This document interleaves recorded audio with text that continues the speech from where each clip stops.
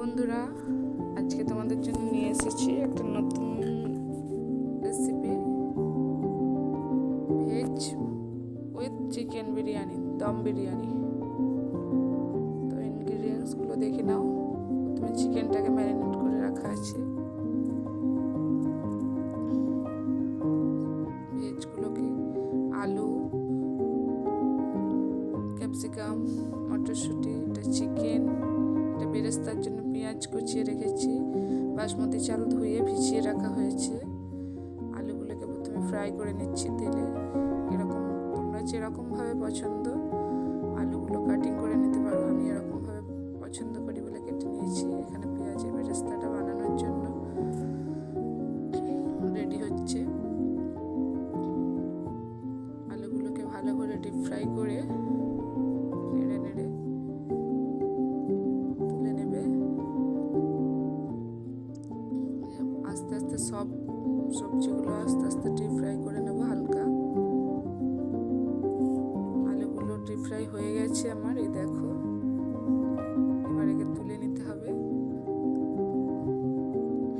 পেঁয়াজের বেরেস্তাটাও রেডি হয়ে এসেছে। পেঁয়াজের বেরেস্তা রেডি হয়ে গেলে তুলে নেব। দেখো আলুগুলো তুলে নিয়েছি।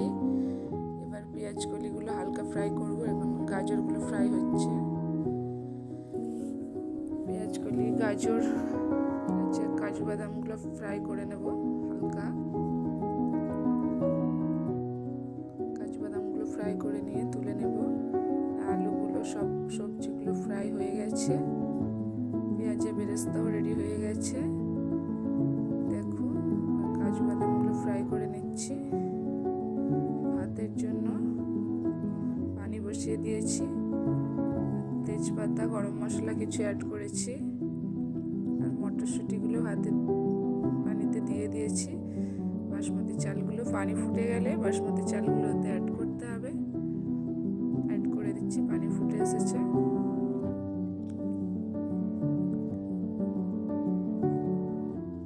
80% ভাত রেডি হয়ে গেলে সেটাকে ঝরিয়ে নেব। কিছুক্ষণ পর মটরশুঁটিগুলো ফ্রাই করবে না, ভালো লাগবে না তাহলে। দেখো ম্যারিনেট করে রাখা চিকেনের উপর বেরেস্তাগুলো দিয়ে দিয়েছি। ভাতটা 80% হয়ে গেছে। এবার ছড়িয়ে নেব। ছড়িয়ে নিয়ে এবার ম্যারিনেট করা চিকেনের উপরে ঢেলে দেব।